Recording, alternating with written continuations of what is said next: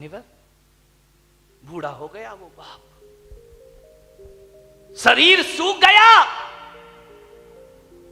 बुढ़ापा क्या है? जंग लगा लोहा। लोहे पर जंग लगता है जब पानी की मार पड़ती है, और जिंदगी को जंग लगता है जब अपनी औलाद का दुष्कार मिला करता है, जब अपनी औलाद से उपेक्षाएं मिला करती हैं। एक बात अंतर इतना है कि लोहे को जंग बाहर से लगता है, वो जिंदगी को जंग भीतर से लगा करता है। बाहर की जंग को मिटाने के लिए कोई रेख मार्ग मिल जाता है बाजार में, मगर भीतर की जंग मिटाने का कोई भी उपाय हमारे पास नहीं हुआ करता है। उस बूढ़े ने बच्चों को पढ़ाया लिखाया, उसकी पत्नी की मौत हो गई, अकेला बुढ़ापा, दो बेटे, एक डॉक्टर एक इंजीनियर, पढ़ा लिखा के बड़ा किया।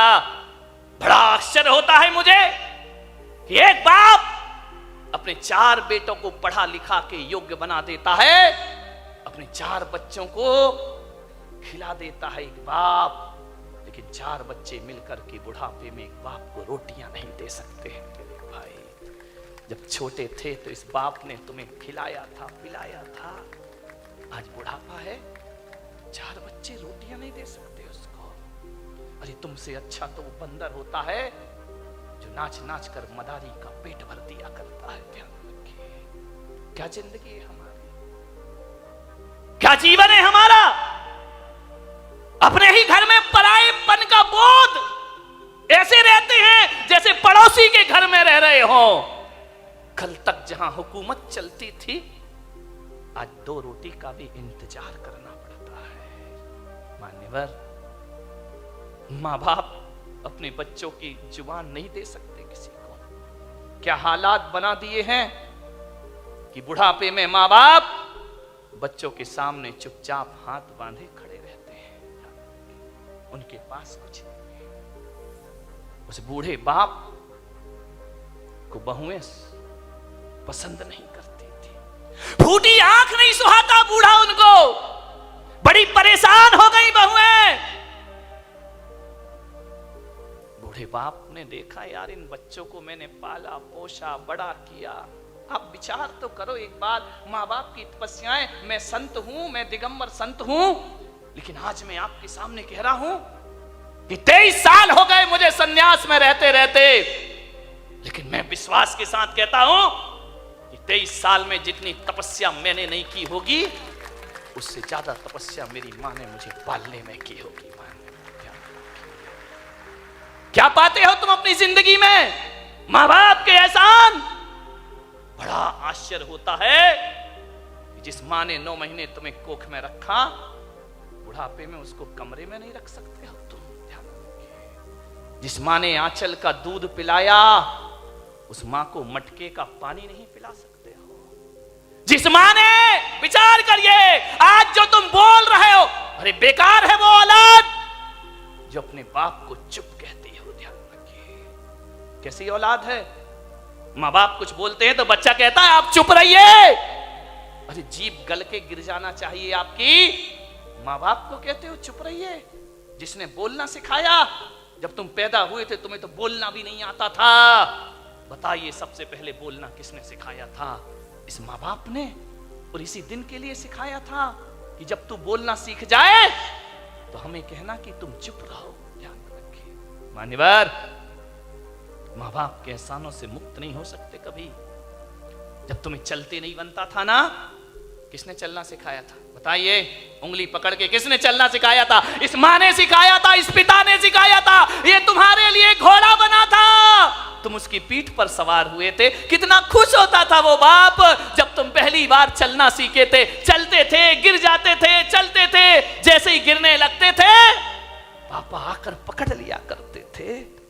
एक बात तो बता दो, युवाओं से मेरा निवेदन है, जब तुमसे चलते नहीं बनता था तो माँ बाप ने उंगली पकड़ी थी, और आज उनसे चलते नहीं बनता तो तुम उनका हाथ नहीं पकड़ सकते हो।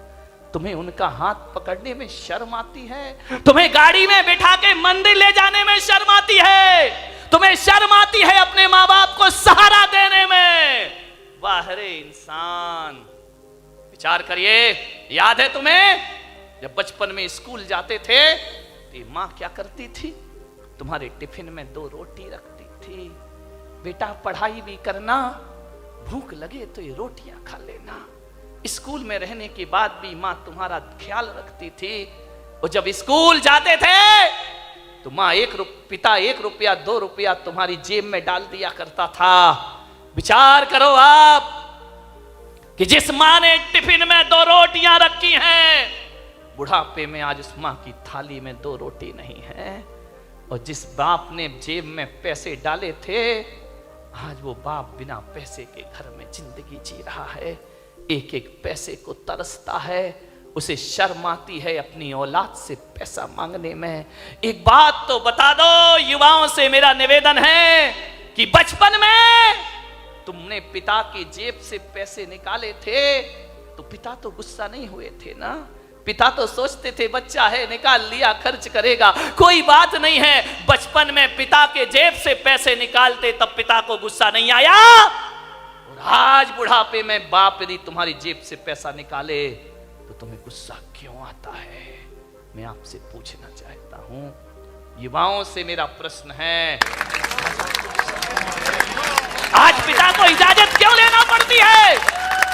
एक बात आपसे निवेदन करने जा रहा हूं, मान्यवर, जब तुम छोटे थे ना, ये वही बाप है। तुम्हारे घर में एक चिड़िया आती थी, तुम बचपन में छोटे में पूछते थे पापा ये क्या है? पापा कहते थे बेटा चिड़िया है। फिर थोड़ी देर बाद चिड़िया आती थी, पापा ये क्या है? बेटा ये चिड़िया है। फिर चिड़िया आई, पापा ये क्या है? तुमने 10 बार पूछा, बाप ने 10 बार बताया बेटा ये चिड़िया है। पापा को गुस्सा नहीं आया ना? और जब बुढ़ापे में एक बाप किसी बात को 2 बार पूछ लेता है तो आप कहते हो तुम्हें एक बार का समझ में नहीं आता है, बार बार पूछते रहते हो। कितनी बार समझाऊं तुमको?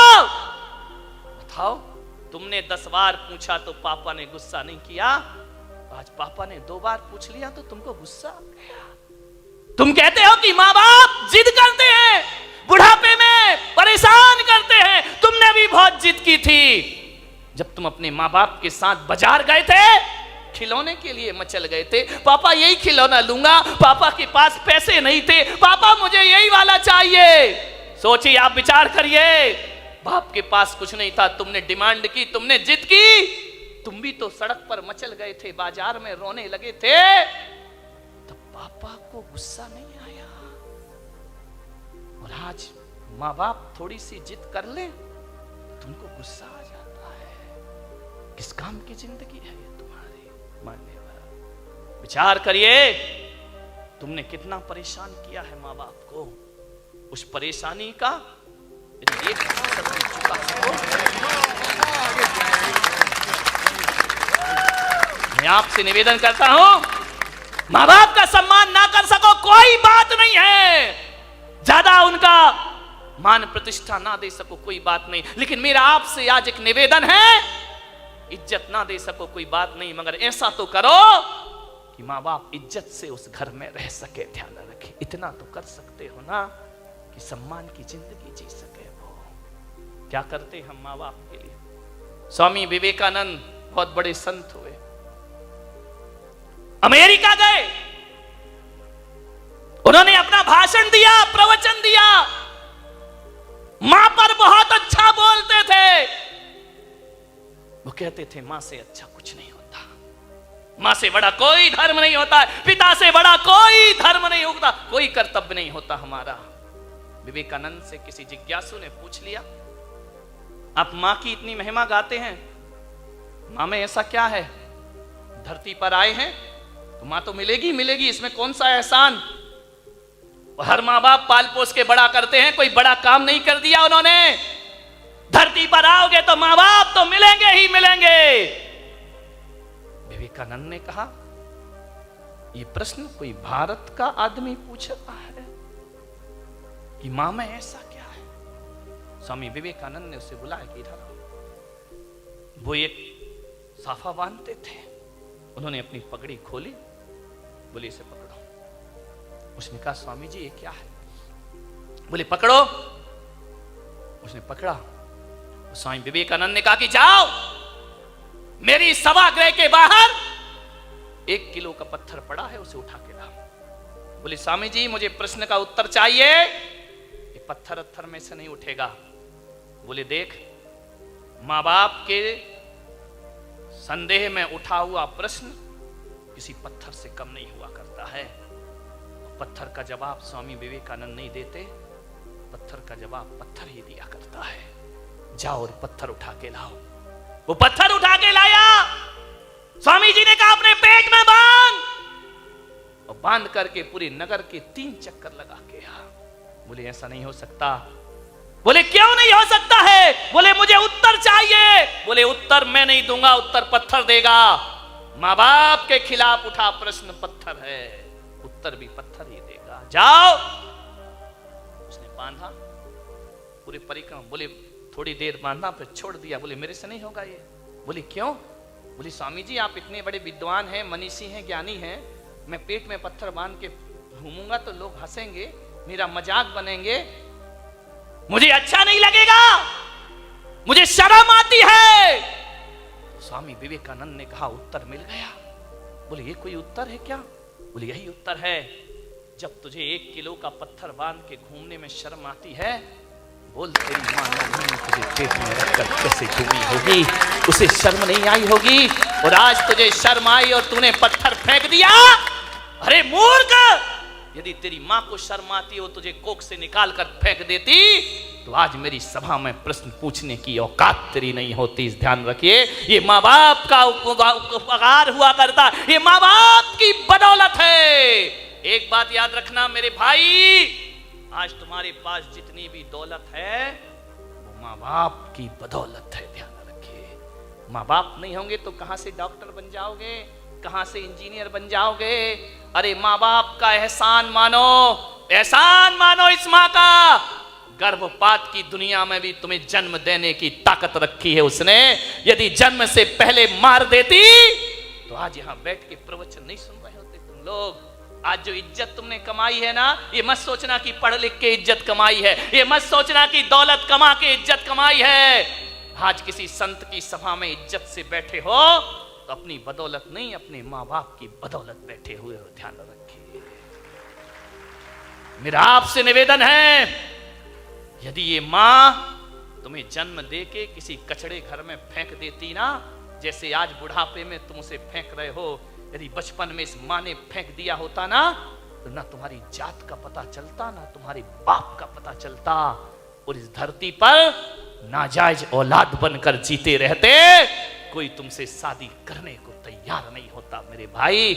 माँ बाप ने जिंदगी भर अपना चरित्र बचाया है, इस माँ ने अपने सतीत्व को बचाया है, उस पिता ने अपने चाल चलन को सुधारा है, तब जाकर तुम इस समाज में इज्जत की जिंदगी जी रहे हो मेरे भाई। ध्यान रखिए, ये इज्जत भी माँ बाप से मिली है, ये नाम भी माँ बाप से मिला है।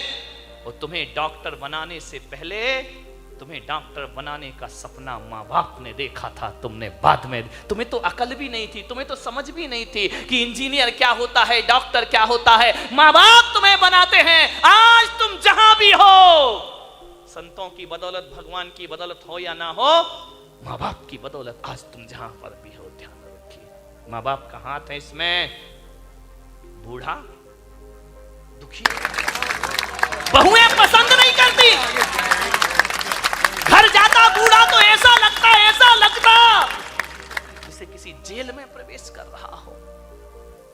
पत्नी भी नहीं, फोटो लगी है पत्नी की, लेटा हुआ है पलंग पर, कभी पत्नी को देखता है, कभी अपने आप को देखता है। रात कटती है करवट में, पता नहीं चलता कितनी लंबी रात है।